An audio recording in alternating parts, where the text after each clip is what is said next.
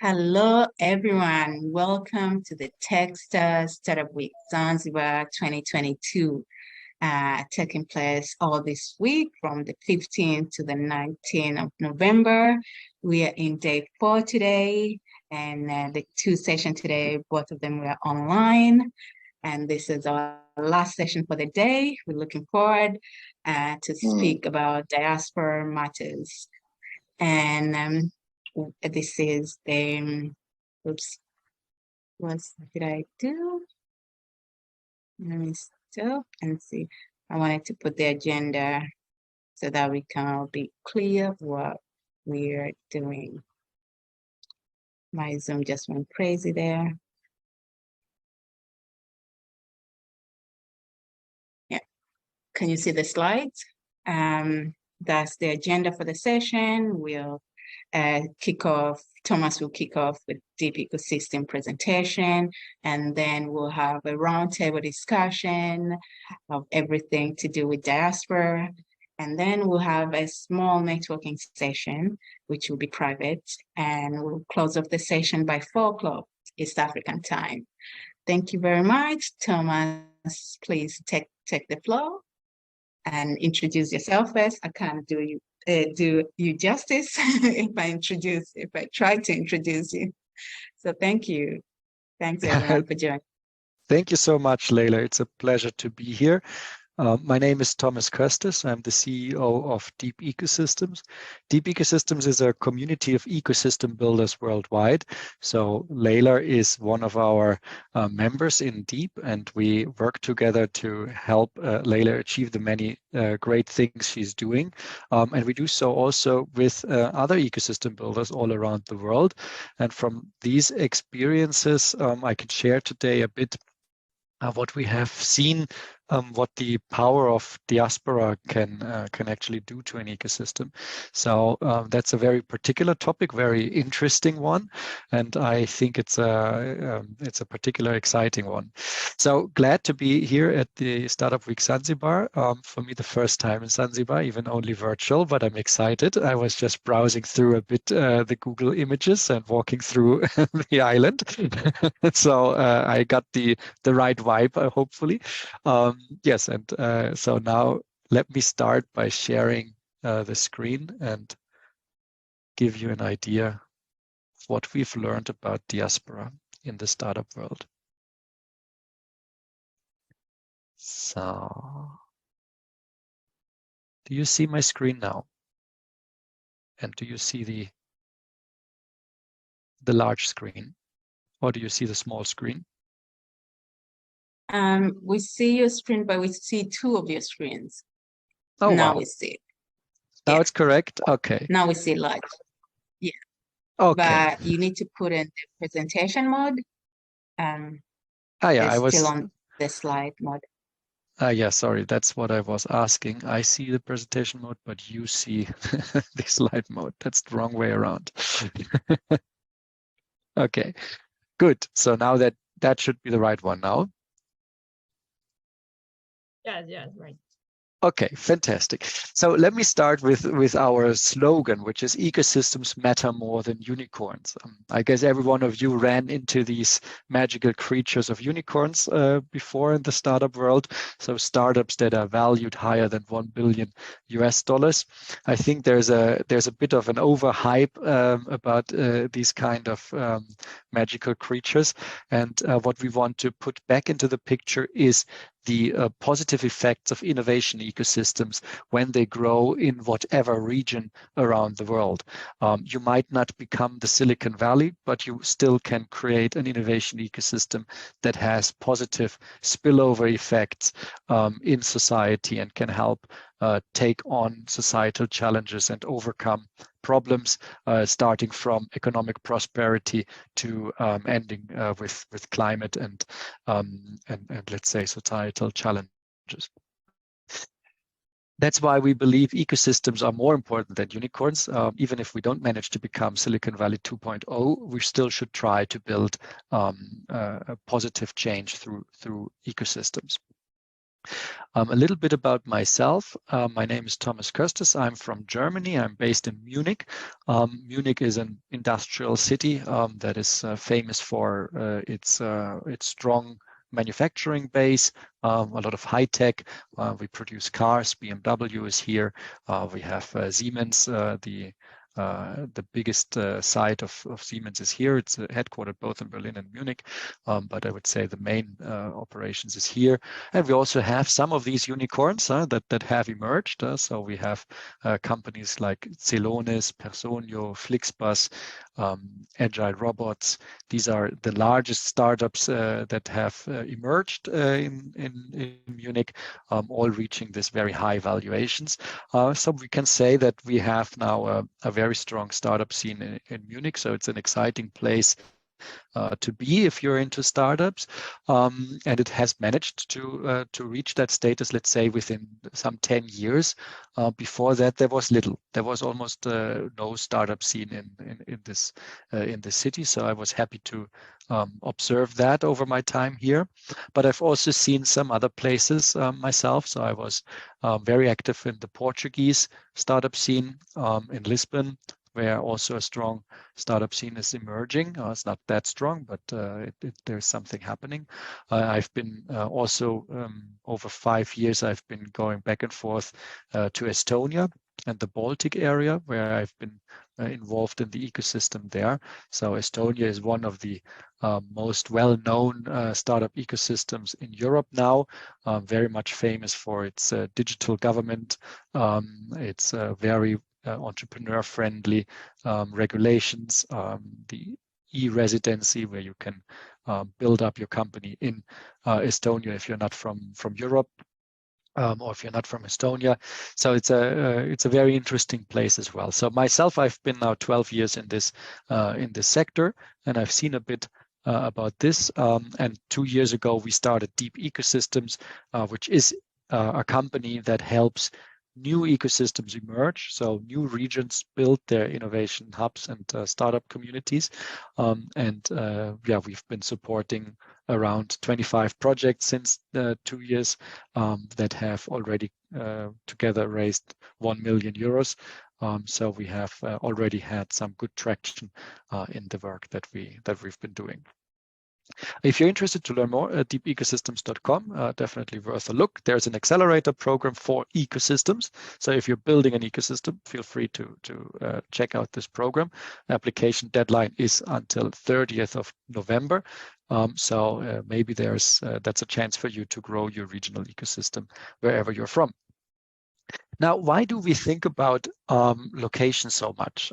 Why does it even matter? We're now in a digital age, and we could start a company from anywhere and become successful. And that's true to some extent, but then there was this guy here, Maxwell Wessel, who in 2013 gave this infamous advice in a blog article that made its rounds in the startup world, saying, if you're a startup founder, the single most important advice I can give you was don't build your startup outside of Silicon Valley.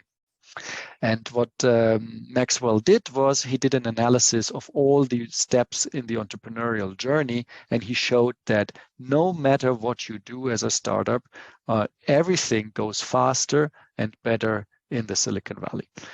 So in the Silicon Valley, you're faster in raising money, you have higher chances of being bought, and you have higher chances to have personal success if you're going to the Silicon Valley. And it's not only the total sum that is better there, but really like in the Silicon Valley, you increase your chances. So the unfortunate learning from this was that many places that tried to copy the Silicon Valley or tried to develop innovation hubs around the world did not manage yet.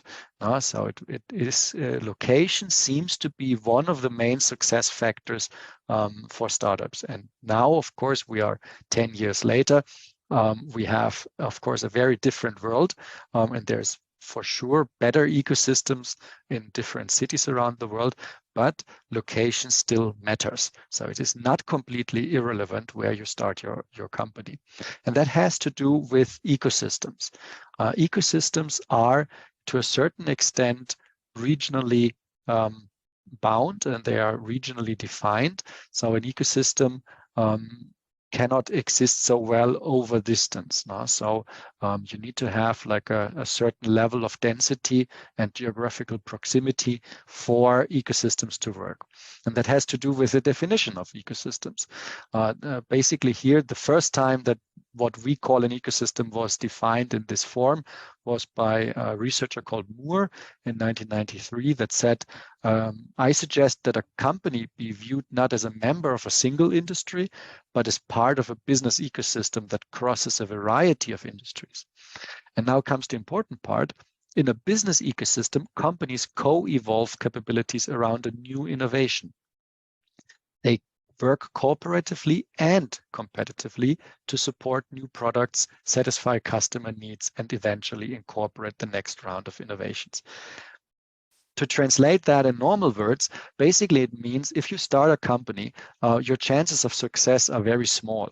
But if 10 people start a company in the same new industry that didn't exist before, chances increase that 1 out of these 10 will succeed. And then the others that worked on the 9 other companies, they can jump ship, if you will, and join that successful company or start cooperating with it, or just ride the wave of the industry this successful company is creating. So in simple words, you need density and volume of entrepreneurs that work cooperatively and competitively to create a new industry. And that's what ecosystems are. And only if we have that, we will have higher chances of success for startups. I can skip maybe quickly through this. This is a theoretical graph showing of how ecosystems work. There's mainly 2 elements here. There's the recycling of knowledge from entrepreneurs to other entrepreneurs. So for example, if you start your company and you fail, you can give back your knowledge that you have gained in the process to a new startup. And that is very important when you create a new industry. For example, if you're in fintech, it doesn't help you if you have worked 10 years at a bank that has traditional setup, traditional legacy software systems, etc. You don't know how to create a fintech just because you have been 10 years in the banking industry, right? But if you have tried 2 years to build a fintech company and you failed, and in the 3rd year you join another fintech company, well, that still helps, right? That makes it more likely for the second fintech company to succeed. And the second big engine that drives ecosystem success is the reinvestment cycle. So that means if you have your startup and you haven't failed, but actually you have succeeded and you have maybe exited that company, you have suddenly gained a lot of personal wealth that you can spend on your own well-being and fun, but you can also start to invest in other companies and spend some of that money in creating new startups. And that has, of course, the largest effect. Now, if you have successful founders reinvesting their money into other startups. And that, of course, also happens only in that setup of ecosystems that I have described. If you feel part of an ecosystem, then it's natural to you to give the money back to others. And if you're not part of an ecosystem, it's more natural to you to buy a race car and sit in Dubai and sip margaritas. No? Is that a reality? Yes, it is a reality. If we look at the very successful startup companies in the world today, we see that they are all connected and that there is an ecosystem behind. Here we have the PayPal mafia, for example, as a very famous example where people like Elon Musk, Max Levchin, Peter Thiel, Dave McClure, these people, they come from the same ecosystem that was the ecosystem that created PayPal. And actually, they have continued to reinvest their money and share their knowledge among each other. And that has created fantastic companies like Pinterest, SpaceX, Zynga, SolarCity, Reddit, YouTube. All of these companies have emerged from an ecosystem that has been established by these people. So if you see Elon Musk being the CEO of the 10th company now, that is not necessarily only a sign of Elon Musk's genius, but it's a sign that he's part of an ecosystem that has understood, if we put Elon in front, that's beneficial. But these companies are not only carried by Elon Musk, but they are carried by that ecosystem that is behind that. In Europe, we have a similar example, which is Skype. Skype was the first very large unicorn in Europe, and the founders of Skype and the ex-employees of Skype, they have really created the ecosystem in Europe. So many of that can be traced back to this. The Silicon Valley example, there's a company called Fairchild Semiconductor that was founded in the 50s that actually has a similar story. So these ecosystems are a reality. They are not something that's just existing in theory. Now, jumping to Africa, there is a particular interesting observation, that is that there's a lot of African startup CEOs that go to the US. And we have seen here, for example, in the center, we see Y Combinator, the most successful startup accelerator in the world, has a strong intake from Africa. They take dozens of startup founders to the US from Africa and educate them on building startup companies. And also we saw here, there's a very interesting article by Quartz that was talking about that African startup CEOs that did study abroad and came back to Africa raise significantly more VC money than those that always stayed at home. Now, there is, of course, something to be criticized about that, and that is, of course, not great. But on the other side, it shows that these international connections and this going away and coming back has a particular power to itself. And that's what this question of diaspora is all about. And I think here you see a problem, but you also see an opportunity, and often problems and opportunities go hand in hand. So when we look at Africa, we see that this connection, let's say this exodus of founders to the US happens, but also in Europe that was the case. We did a research with one of the largest venture capital firms in Europe some years back, Balderton Capital, and they wanted to understand what the diaspora, the European diaspora, did for the European startup ecosystem. And also here we had a similar effect.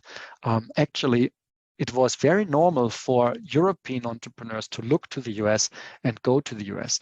Still in 2016, only 44% of European founders said that they would like to start up in Europe compared to the US. And that changed. This changed with, first of all, the government change in the US.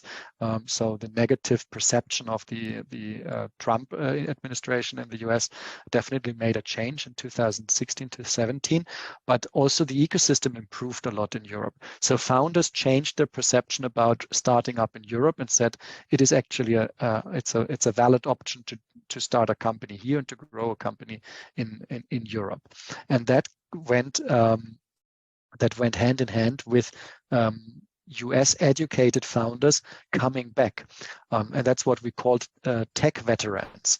Tech veterans were individuals that had gone to the US, learned about the tech sector there, learned about starting companies there, and then came back. So 36% of European founders in our survey had significant experience in the US.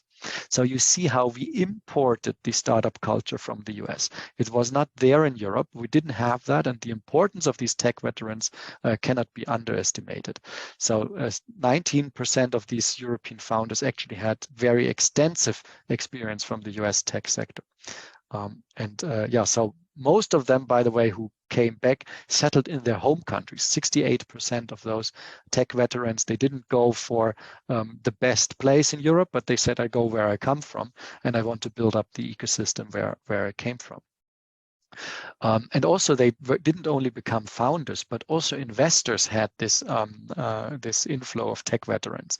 So the venture capital firms in Europe, they are also dependent on the knowledge that tech veterans bring back. So basically we asked them also what are the most valuable experiences that you brought back from the US, and then the most named point was adapting to growth and risk orientation. So really the mindset is what 38% said is the most important learning they had in the US tech sector, and that wasn't existing in Europe before. So I think that's a very powerful message that we can learn that ecosystems exist in certain locations, and visiting these locations and learning from these locations can actually spur growth of our home ecosystems once we manage to bring the tech veterans back into our network. And by the way, the best way to get these people to come back are personal reasons. 51% of these people came back because of personal reasons, and only a few of them said because I wanted to start a company. At least 12%, 14% wanted to study, and 23% had a work opportunity. Good. That is like these findings from here, and we can discuss a bit later. And maybe just a few words also about the Tanzanian diaspora case study, which is Leila in her person. She's herself not constantly present at home, but she lives in Ireland and has learned in Ireland how the ecosystem works there, how the tech sector functions in a different geography. She has joined our Deep Ecosystems Accelerator, where she has learned on how to build ecosystems, and now she's bringing that back to Tanzania, and can help to put this country on the map, because if we look at Africa, from what I hear, it's often about the kings, as you call it, where you say most of the ecosystem, most of the venture capital is concentrated on Kenya, Ivory Coast, Nigeria, Ghana, and South Africa. And I think it's time to put Tanzania also on that map. And I think the diaspora can be a strong angle, a strong lever that you can use to make that happen. And yes, so what is Leila doing to contribute to this?